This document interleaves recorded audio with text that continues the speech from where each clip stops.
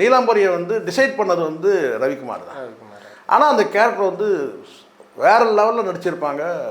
ஆமாம், இன்னைய அளவுக்கும் அந்த ஒரு கேரக்டர் வந்து ஒரு ஞாபகம் இருக்கக்கூடிய ஒரு வகையில் பண்ணி. ஆமாம், நல்லா இல்லை அந்த வேறு யாரும் இப்போ இந்த நீலாம்பரின்னா அது வந்து ரம்யா கிருஷ்ணன் தவிர வேறு யார் பண்ணியிருந்தாலும் அதுதான் சார் ஆர்டிஸ்ட் இருக்க வந்து ஒரு டேலண்ட்டே. என்னென்னா இந்த கேரக்டர் தான் அவங்களுக்கு. ஆமாம், வேறு யார் நடிச்சிருந்தாலும் இப்போது கிழக்கு சீமையில் வந்து சார் நான் மணிவண்ணன் நடிப்பை நான் சொல்லலை, குறை சொல்ல சார். பட் சிவாஜி வந்து பார்த்தீங்கன்னா மணிவண்ணன் பார்த்து ஈக்குவல் வந்து கேரக்டர் தூக்கி சாப்பிட்டீங்க. வேறு யாரை கூட சொல்லலாம். என்னை கேட்டால் மணிவண்ணன் கேரக்டர் வந்து ராதாரவி கொடுத்தா தூக்கி அடிச்சிருப்பார். வேற இல்லை, அந்த இடத்துல அந்த படத்திலே சில வேலைலாம் பண்ணாங்க, உங்களுக்கு தெரியுமா? அதெல்லாம் ராதாரவி கேரக்டரை டம்மி பண்ணாங்க, நாசர் கேரக்டரை டம்மி பண்ணாங்க. படையப்பால நடந்த இருட்டடிப்புலாம் நான் சொல்கிறேன் பாருங்கள். எத்தனை பேர் இருட்டடிச்சாங்க ரம்யா கிருஷ்ணன் தூக்கி நிறுத்தணுன்றதுக்காக. எத்தனை கேரக்டர் டம்மி பண்ணாங்க பாருங்கள். ராதாரவி கேரக்டர் டம்மி ஆச்சு. அதில் வந்து பார்த்தீங்கன்னா அப்பாஸ், ரஜினியோட மகளில் வந்து அப்பாஸ் வந்து விரும்புகிற மாதிரி. அப்பாஸுடைய கேரக்டருக்கு வந்து அந்த டைமில் யாரை போய் அப்ரோச் பண்ணாங்க தெரியுமா? அந்த டைமில் 99 யாரை போய் அப்ரோச் பண்ணாங்கன்னா விஜய் போய் கேட்டாங்க. ஓகே, அந்த அப்பாஸ் கேரக்டருக்கு அவர் நடிக்கிறதுக்காக. அவர் வந்து ஏற்கனவே அவங்களுக்கு வந்து அனுபவம்லாம் இருக்குது. அப்படிதான் விஜய் சேதுபதியை காலி பண்ணிட்டாங்க. விஜய் சேதுபதி எங்கேயோ போயிருக்கணும். எல்லாருக்கும் கூப்பிட்டு வந்து பார்த்தீங்கன்னா வில்லனா நடிக்க வச்சு இப்போ கடைசியில் வந்து பார்த்தீங்கன்னா இதோட இந்த பிக் பாஸோட கதை முடிஞ்சிச்சு. அதுக்கப்புறம் வந்து விஜய் சேதுபதின்ற நடிகர் வந்து பார்த்தீங்கன்னா எப்படி இருப்பான்றதே சொல்ல முடியாது. சாப்டர் க்ளோஸ் பண்ணிட்டாங்க. காமவெறி பிடித்த பெண்கள் அவளும் நிம்மதியாக இருக்க மாட்டா, மற்றவங்களும் நிம்மதியாக விட மாட்டா. தன் காலில் தானே நிற்கணும்னு நினைக்கக்கூடிய பெண்களும் வந்து பார்த்திங்கன்னா அந்த மாதிரி நிற்க முடியாது. அப்படிப்பட்ட பெண்களும் வந்து பார்த்திங்கன்னா அப்படி தான், அதாவது தானும் நிம்மதியாக இருக்க மாட்டா, மற்றவங்க நிம்மதியாக விட மாட்டாங்க ஒரு வசனம் பேசுவார். இந்த மாதிரி பல படங்களில் வந்து பிளாக் அண்ட் ஒயிட் காலத்திலேயே வந்து அவர் வந்து வசனம் தான். ஏன் நீங்கள் தங்க மகன் படத்தில் பார்த்தீங்கன்னா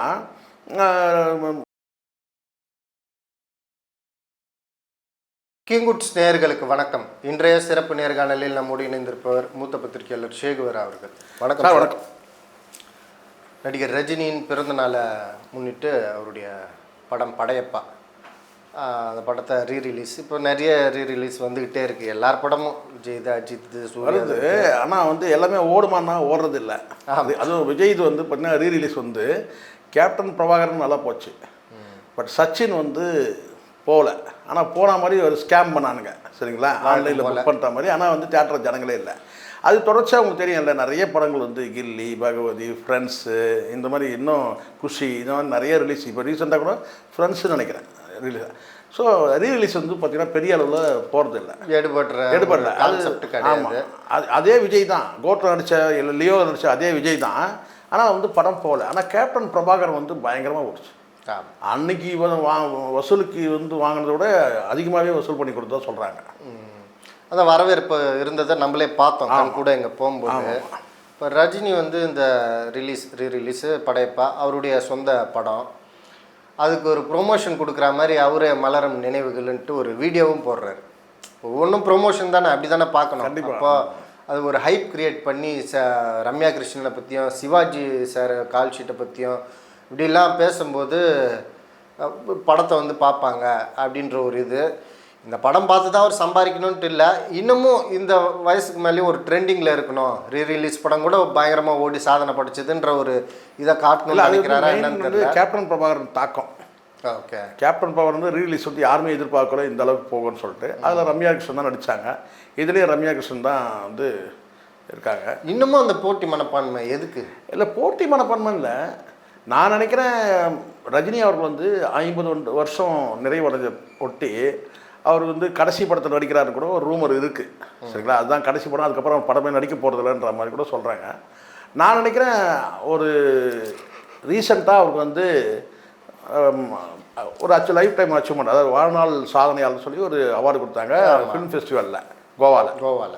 ஸோ அது ஒரு காரணம். ரெண்டாவது வந்து கேட்டால் 50 ஆண்டு காலம் இவர் நிறைவு பண்ணிட்டார்.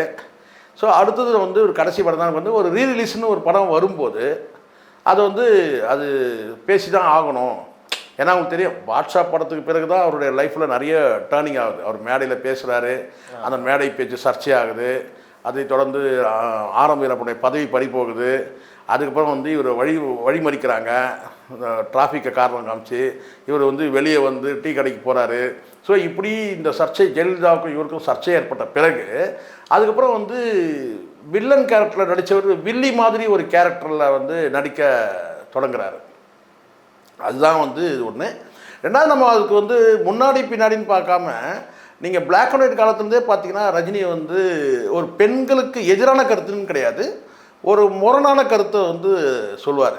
நீங்கள் பல படங்கள் பிளாக் அண்ட் ஒயிட் படம் பார்த்தீங்கன்னா, அவள் அப்படித்தான் படம் பார்த்தீங்கன்னா, இந்த மச்சான் யார் கமல் கிட்ட பேசுவார், வாழ்க்கையில் 2 பெண்களை நீ நம்பக்கூடாது, ஒன்று காமவரி பிடித்த பெண்கள், இன்னொன்று தன் காலில் தானே நிற்கணும்னு சொல்லி நினைக்கிற பெண்கள். இந்த 2 பெண்களுமே வந்து பார்த்திங்கன்னா வந்து நம்ம வந்து எச்சரிக்கையாக இருக்கணும்னாரு.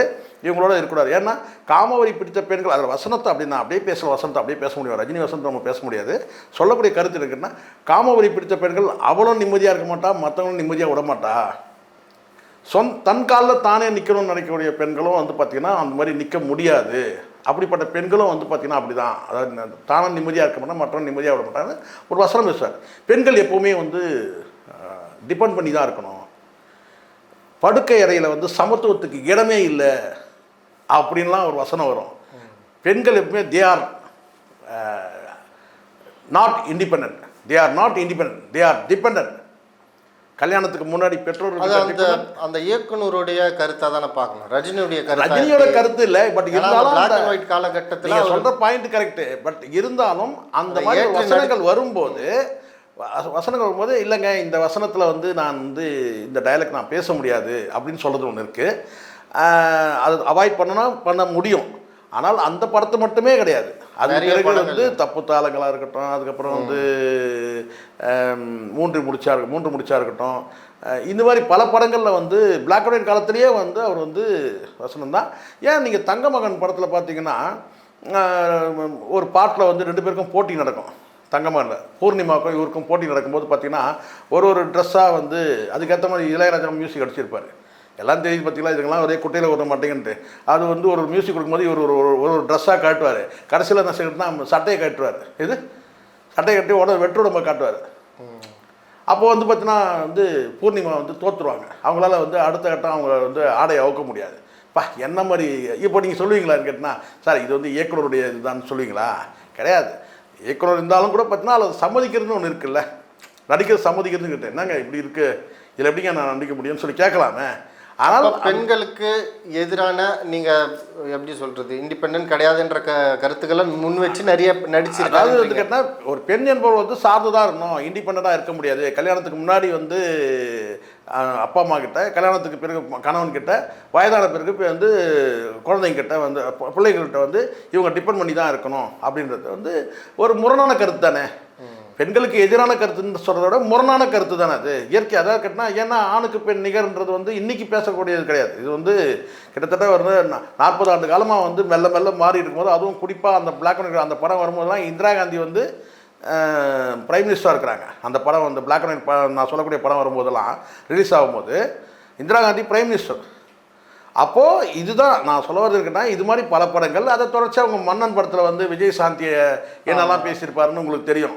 அதுக்கப்புறம் இந்த படையப்பாலேயே ரம்யா கிருஷ்ணனை பேசினது எல்லாமே ஜெயலலிதாவை மென்ஷன் பண்ணி தான் அந்த கேரக்டர் உருவானது. அதனால தான் வந்து சமீபத்தில் கூட வந்து ரவிக்குமார் வந்து ஜெயலலிதா குறித்து பேசின கருத்து கூட வந்து ஜெயக்குமார் வந்து முன்னாள் அமைச்சர் ஜெயக்குமாரோட கண்டனம் தெரிவிச்சிருப்பார்.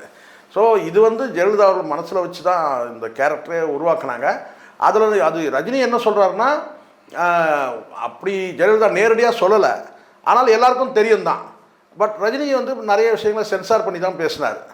என்னென்னா வெளிப்படையாக சிலது பேச தேவையில்லாமல் சர்ச்சை ஆகும், அது அதிமுக வந்து ஏதாவது வந்து குரல் வரலாம்னு சொல்லி கூட அதை அவாய்ட் பண்ணார்.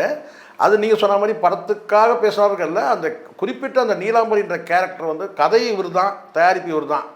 அப்போ அந்த நீலாம்பரின்ற கேரக்டர் வந்து ரொம்ப ஸ்ட்ராங்காக நிற்கணுன்றதுக்காக வந்து என்ன யாரை போடலான்னு போது ஐஸ்வர்யா ராயை வந்து நாங்கள் கேட்டோம். ஆனால் அவங்க வந்து ஒத்துக்கலை, முடியாதுன்னு சொல்லிட்டாங்க. அப்போ அடுத்தது யாரை போடலான்ற போது பார்த்தீங்கன்னா அடுத்த ஆப்ஷன்லாம் இவங்க மீனா இன்னும் சில பேர்லாம் இவங்க ட்ரை பண்ணாங்க. பட் இருந்தாலும் மன்னன் படத்தில் ஏற்கனவே வந்து குஷ்பு வந்து அதில் வந்து ஒரு கெஸ்ட் ரோல் பண்ணியிருப்பாங்க, செகண்ட் லவர் மாதிரி போட்டிருப்பாங்க. இப்போ அந்த இடத்துல வேறு யாரை போட்டால் சரியாக இருக்குன்னு சொல்லி கேட்டால் அப்போ ரம்யா கிருஷ்ணனை போடலான்ற மாதிரி ரவிக்குமார் அவர்கள் அதுக்கப்புறம் டெஸ்ட் எடுத்த பிறகு பார்த்தீங்கன்னா ரம்யா கிருஷ்ணன் வந்து ஓகே பண்ணோம் அதுக்கப்புறம் தான் அப்படின்னு சொல்லிட்டு ரவிக்குமாருடைய சாய்ஸாக இருக்கலாம்.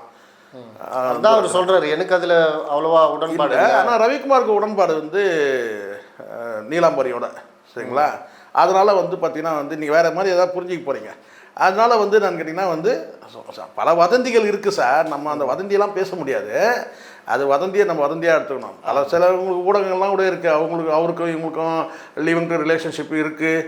அதுக்கப்புறம் வந்து பார்த்திங்கன்னா வந்து அதை வந்து ஏதோ ஒரு பெரிய ஃபண்டு ஒன்று ஒரு 75 லட்ச ரூபா ஃபண்டு கொடுத்து அதை வந்து கரெக்ட் பண்ணார் அப்படிலாம் தகவல் இருக்குது. அதெல்லாம் நீங்கள் நம்பாதீங்க. வதந்தியாக கூட நம்ம அது இருக்கோம், அதை நம்ம அப்படி எடுத்துக்க முடியாது. ஆனால் வந்து நீலாம்பரியை வந்து டிசைட் பண்ணது வந்து ரவிக்குமார் தான். ஆனால் அந்த கேரக்டர் வந்து வேறு லெவலில் நடிச்சிருப்பாங்க.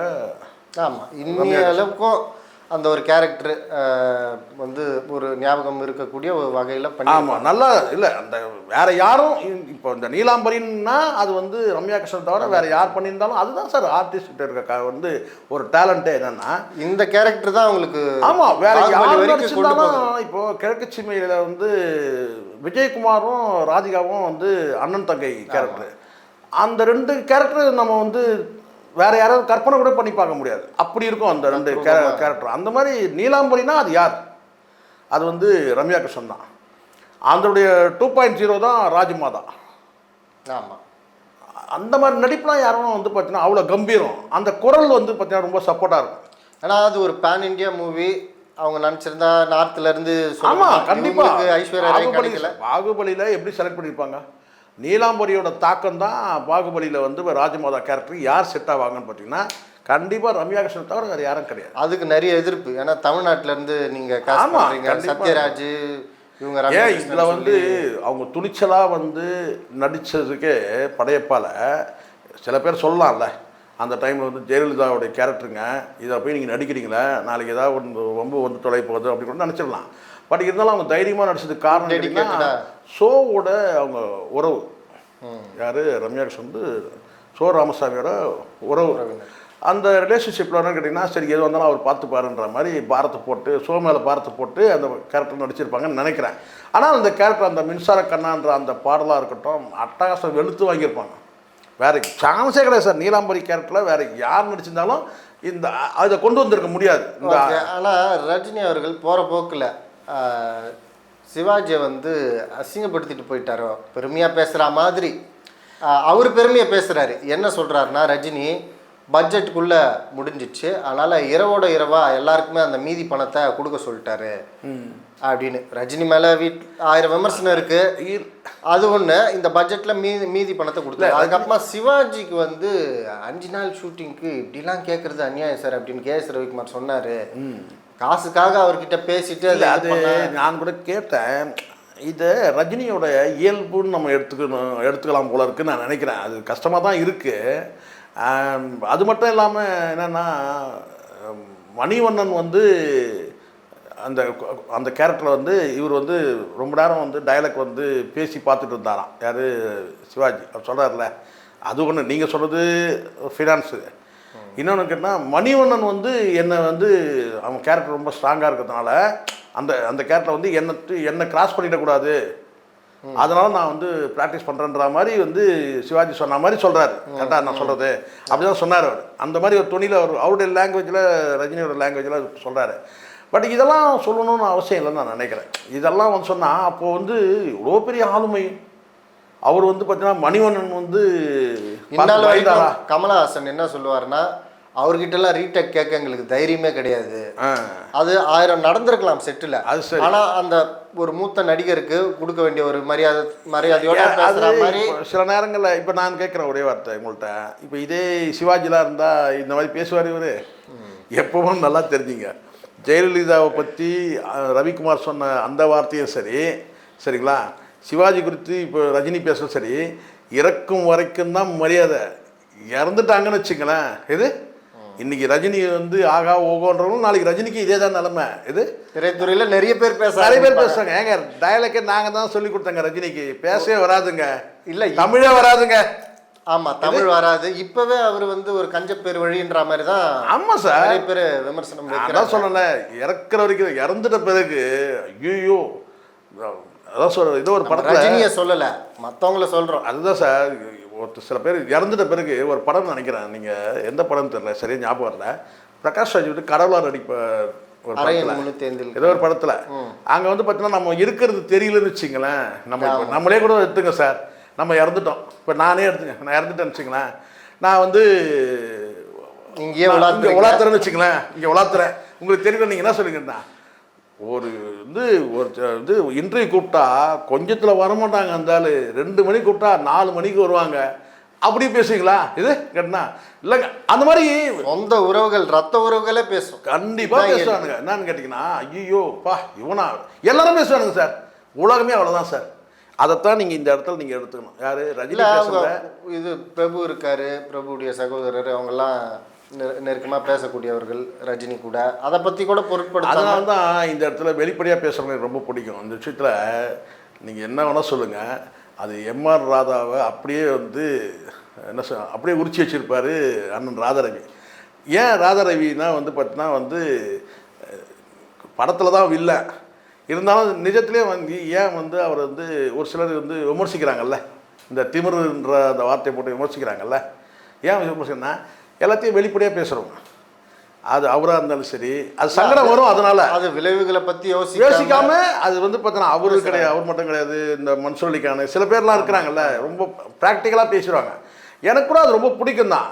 ஆனால் ஒருத்தர் உயிரோடு இருந்தாலும் ஒரே மாதிரி பேசணும், இறந்தாலும் வந்து பார்த்தீங்கன்னா அதை வந்து மெயின்டைன் பண்ணணும். அது வந்து ரஜினி வந்து எனக்கே அதில் உடன்பாடு இல்லை. சிவாஜி குறித்து பேசுனதில் வந்து பார்த்தீங்கன்னா ஏன் இவர் இதெல்லாம் சொல்கிறாரு, அதாவது ரொம்ப சம்பளம் அதிகமாக கேட்டு இது பண்ணது ஒன்று, அதுக்கப்புறமா இவர் அதிகமாக. சார் இங்கே நான் சொல்கிறேன் சார், சினிமாவில் இளையராஜா சொல்கிறாங்க பார்த்தியா, இளையராஜா சமீபத்தில் ஒரு வார்த்தை உங்களுக்கு தெரியும்னு நினைக்கிறேன். இவன் மிஷ்கின் வந்து அப்பா அப்பான்னு சொன்னான். அப்பா அப்பான்னு சொல்லி பேசுகிறது பழக்கம் எனக்கு. அதனால் நான் ஒரு பாடல் விஷயமா நான் போய் கேட்டும்போது அப்பா அப்பான்னு சொல்லி பேசினேன். அதுக்கு வந்து ஃபோன் போட்டு என்னை வந்து திட்டாரு. என்ன திட்டாருன்னா, என்னை அப்பா அப்பான்னு சொல்கிறீ, நீ என்ன எனக்கு பிறந்தியான்னு கேட்டார். நான் உனக்கு அப்பாவான்னு கேட்டால் கூட பரவாயில்ல சார், நான் என்ன உனக்கு அப்பாவா அப்படின்னு கேட்டால் கூட பரவாயில்ல, நீ என்ன எனக்கு பிறந்த? அது எப்படிப்பட்ட வார்த்தை அது? இது அதையும் சொல்கிறான் இவன். என்னன்னு சரி திட்டம் திட்டாரு, இதை வெளியில் சொல்லாமல் இருக்கலாம்ல, அதையும் சொல்கிறான். என்னன்னு மிஷ்கின் என்னன்னு கேட்டால் என்னை வந்து இளையராஜா இப்படி திட்டினாரு. என்ன திட்டாருன்னா, அப்பா அப்பான்னு சொல்கிறேன், நீனா எனக்கு பிறந்தியான்னு கேட்டார். அதை பெருமையாக இதை வேற ஒரு பெருமை. இவனெல்லாம் என்ன இவன் வெளிப்படையாக பேசுறதுன்னு ஒன்று இருக்குது சார். ஆனால் நீங்கள் எல்லாத்தையும் வெளிப்படையாக பேசிட முடியாது. சில நேரங்களில் சென்சார் பண்ணிட்டு தான் போகணும். சில நேரங்களில் சில இந்த வார்த்தை இதனால் என்ன நடக்க போகுது? இப்போ இளையராஜா பேசிட்டான், பேசுறது எடுக்க போகிறதில்ல, அந்த வார்த்தையை பேசுறதுக்காக புத்தி இருக்கணும். என்னடா இந்த ஒரு வார்த்தை என்ன மாதிரி அர்த்தத்தை துணிக்குது, இதை நம்ம யாரை கேவலப்படுத்துகிறோம் அப்படின்றத யோசிக்கணும்ல. அதை யோசிக்காமல் வந்து பார்த்தீங்கன்னா ஒரு வார்த்தையை விட்றான்னா, உனக்கு ஏற்ற ஆள் அவன் அப்படி அப்படி நினச்சிக்கிட்டேன். சூப்பர், உனக்கு ஏற்ற ஆள். ஏன்னா நீ மேடையில் வந்து பார்த்தீங்கன்னா ஆளே இல்லாத போது வந்து பார்த்தீங்கன்னா பொறுக்கி சொல்லி விஷால பேசினல, உனக்கு பதில் கிடச்சிச்சு. இன்னொரு மேடையில் வந்து பார்த்தீங்கன்னா வந்து இளையராஜா கூப்பிட்டா வந்து எங்கள் அம்மா வந்து செத்து போயிட்டாங்கன்னா நான் வந்து சாவு கூட போக மாட்டேன், இளையராஜா கூப்பிட்டாரோ அங்கே தான் முதல்ல போவேன்னு சொன்னேன். யாரை அசிங்கப்படுத்தினேன்?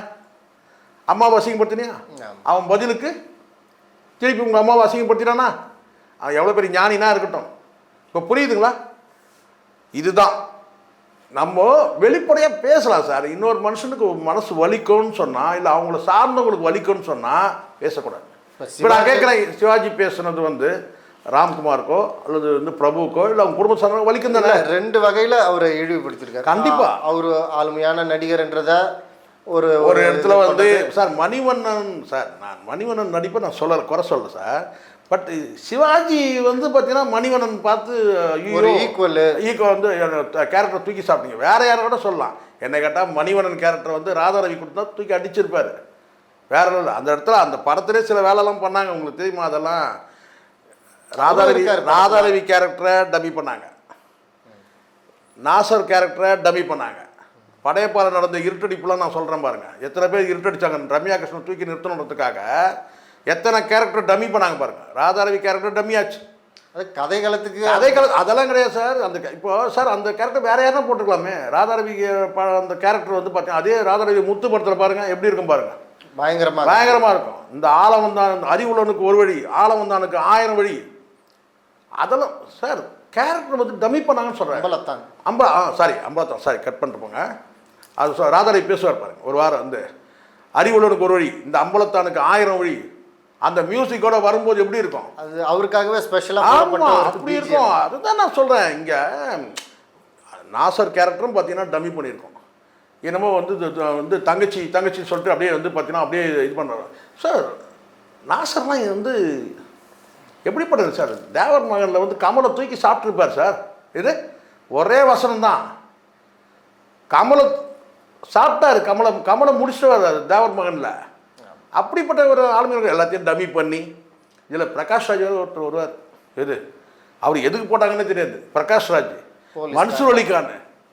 ஸோ எல்லா கேரக்டரையும் வந்து அதை வந்து சிவாஜிக்கு ஈக்குவலாக டஃப் கொடுக்குற மாதிரி ஒரு கேரக்டராக இருக்கும் மணிவண்ணன் கேரக்டர். அதனால் மணிவண்ணனுடைய இல்லைன்னா எல்லாரையும் டம்மி பண்ணி தான் அங்கே வந்து நீலாம்பரியை வந்து பிரம்மாண்டமாக காட்டியிருப்பாங்க. அந்த பிஜிஎம் கொடுத்து மறைமுகமாக என்ன சொல்ல வர்றாருன்னா இவங்க எல்லாரை விட சிறந்த நடிகர் நான் தான் அப்படின்ற மாதிரி அப்படிதான் வருது. கடைசியாக முடிக்கும் போது அப்படிதான் சொல்கிறாரு. அது எல்லாருக்கும் தெரியும் சார். வந்து முழுக்க அது வந்து ரஜினியோட ப்ராஜெக்ட் எல்லாருக்கும் தெரியும். அது ரஜினி மட்டுமே இல்லை, அந்த பிராண்டுன்றது ரஜினி தான். அந்த படத்தில் படையப்பான்றதே ரஜினி தானே. இப்படி எல்லாருக்கும் தெரியும் தான். ஆனால் ஒரு பெரிய ஒரு கல்ட்டு நடிக்கும் போது பார்த்தீங்கன்னா அவர் என்ன தான் இப்போ சிவாஜிலாம் வந்து பார்த்தீங்கன்னா பல படங்களுக்கு தெரியும்.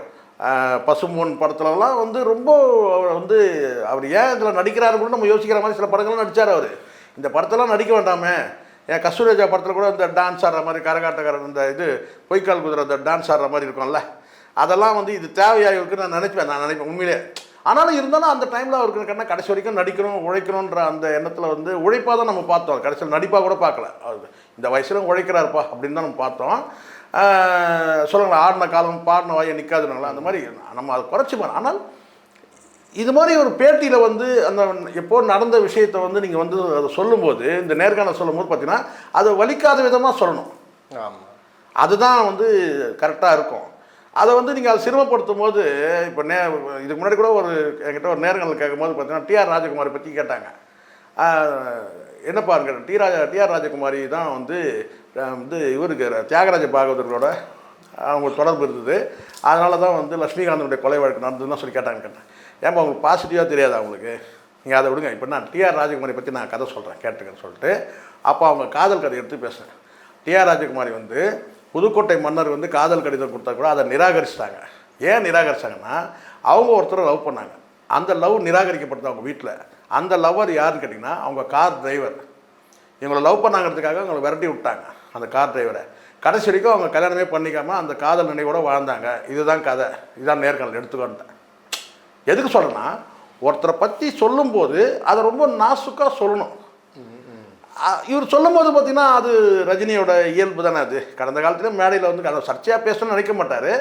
பட் அதை வந்து சொல்லும் போது வந்து பார்த்தீங்கன்னா இது எப்படி போய் ரீச் ஆகும், எப்படி இப்போ அப்படி தானே வந்து முதலமைச்சருடைய மேடையில் வந்து என்ன செட்டாரு, இளையராஜா இவரும் சேர்ந்து தண்ணி அடிச்சது வந்து அதெல்லாம் பேசுறாருல.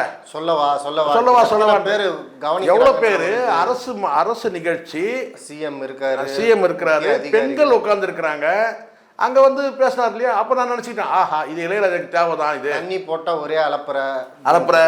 ஸோ இந்த மாதிரி ரஜினிக்கு வந்து உள்நோக்கம் கிடையாது. ஆனால் அந்த பேசுகிறதுல வந்து அசிங்கப்படுத்துன்ற நோக்கம் உள்நோக்கம் கிடையாது. ஆனால் இதை பேசினா இது எப்படி மக்கள்கிட்ட போய் ரீச் ஆகுன்றதை பார்த்து பேசணும். இல்லை என்னுடைய இயல்பே இப்படி தான் சொன்னால் ஒன்று ராதாரவி மாதிரி பேசணும். ராதாரவி டமால்டி மீல் இது அந்த மாதிரி வந்து இருக்கணும். அப்போ அங்கே வந்து பார்த்தீங்கன்னா ஏதோ கள்ளம் கபடம் எதுவும் கிடையாது. இருக்கிறதே இதான இருக்கிற உண்மையை பேசினா அவனை இதானே அப்படின்னு சொல்லிட்டு பேசுறதுன்னு ஒன்று இருக்குது. இல்லை நீங்கள் வந்து பேசுகிறீங்கன்னு சொன்னால் வந்து கேட்டால் இதை எப்படி பேசுனா இது வலிக்காமல் போய் சேரும். இப்படியே இல்லாமல் அப்படியே இல்லாமல் இருக்கக்கூடாது. ரஜினி பேச்சு வந்து அப்படி தான் வந்து கடந்த காலத்தில் நிறைய மேடை பேச்சுக்கள் எடுத்தாலே வந்து அப்படி தான் வந்து நான் செட்டார். ஏதோ ஒன்று சொல்ல போய் இது துரைமுருகனை வந்து பார்த்தீங்கன்னா வந்து ரிட்டையர்ட் ஆகிட்டேன், நீங்கள் ஒதுங்காமல் ஏன் அந்த குறுக்க வந்து நிற்கிறீங்கிற மாதிரி போய் அது கடைசியில் அப்புறம் அவர் வந்து பல்லு விழுந்த நடிகர்லாம் வந்து கிழவெல்லாம் நடிக்கும்போது நாங்கள் அரசியல் இருக்கக்கூடாது அவர் சொல்ல போய் அதுக்கப்புறம் அது தெரியும் எப்படி ஆச்சுன்னு சொல்லிட்டு இது மாதிரி நிறைய நடந்திருக்கு. பட் எனக்கு வந்து கேட்டால் இதில் முக்கியமான ஒரு விஷயம் இருக்குது. ரஜினி சொல்ல மறைத்த விஷயம் இருக்குது. அதில் அப்பாஸ் கேரக்டர் வந்து வரும் அந்த படத்தில். அதில் வந்து பார்த்தீங்கன்னா அப்பாஸ் ரஜினியோட மகளை வந்து அப்பாஸ் வந்து விரும்புகிற மாதிரி. அப்பாஸுடைய கேரக்டருக்கு வந்து அந்த டைமில் யாரை போய் அப்ரோச் பண்ணாங்க தெரியுமா? அந்த டைமில் 99 யாரை போய் அப்ரோச் பண்ணாங்கன்னா விஜய் போய் கேட்டாங்க. ஓகே. அந்த அப்பாஸ் கேரக்டருக்கு அவர் நடிக்கிறதுக்காக. அவர் வந்து ஏற்கனவே அவங்களுக்கு வந்து அனுபவம்லாம் இருக்குல்ல. ஏற்கனவே வந்து கார்த்திகை வந்து பார்த்திங்கன்னா வந்து ரொம்ப ஸ்பீடாக வந்துட்டு இருந்தார். அந்த டைமில் என்ன கேட்டாங்கன்னா வந்து நல்லவனுக்கு நல்லவன் படத்தில் வந்து ஒரு இதே மாதிரி அப்பாஸுடைய கேரக்டர் என்னவோ அதே கேரக்டர் தான் வந்து அந்த படத்தில் வந்து கார்த்திகோட கேரக்டர், ரஜினியோட மகளை வந்து கல்யாணம் பண்ணிக்கிற மாதிரி. ஸோ அந்த இதில் கேட்டால் அப்புறம் அவர் அது நடித்தார், கார்த்திக் நடிச்சார். அதே மாதிரி இந்த படத்தில் வந்து அப்பாஸுடைய கேரக்டருக்கு வந்து விஜய் கேட்டால் விஜய் வந்து வேணான்னு சொல்லிட்டார்.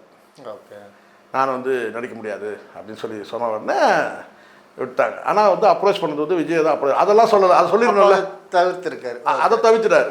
ஏன்னா இப்போ சொல்ல முடியுமா அதை? நாங்கள் அந்த கேட்டோம் ஆனால் அவர் முடியாதுன்னு சொல்லிட்டாரு. ஆனால் அந்த டைமில் வந்து செய்தி என்னன்னு கேட்டிங்கன்னா வந்து கேட்டதெல்லாம் வந்து உண்மை தான். அது ரவிக்குமார் சொல்லுவாரா? ஏன்னா இன்றைக்கி விஜய் வந்து வேறு லெவலில் வந்து ஒரு பிராண்ட் வந்து ஆர்டிஸ்டாக இருக்கிறதுனால அவங்க பிளான் வச்சுட்டு வராங்க. சார் நாளைக்கு நானே உன்னை காம்படிட் பண்ணுற லெவலுக்கு வந்துட்டு இருக்கிறேன், நீ என்னை கூப்பிட்டு வந்து ஒரு கெஸ்டரில் கொடுத்து அது மாதிரி நிறைய பண்ணுறது தான் சார். தன்னை விட மேலே போயிடக்கூடாதுன்னு சொல்லி சினிமாவில் வந்து உள்ளடிலாம் இருக்குது. ஆமாம், தன்னை விட மேலே போயிடக்கூடாது சொல்லிட்டு டக்குன்னு கூப்பிட்டா அவனுக்கு தனக்கு கீழே நடிக்க வைக்கிறதுன்றது. அப்படி தான் விஜய் சேதுபதியை காலி பண்ணிட்டாங்க.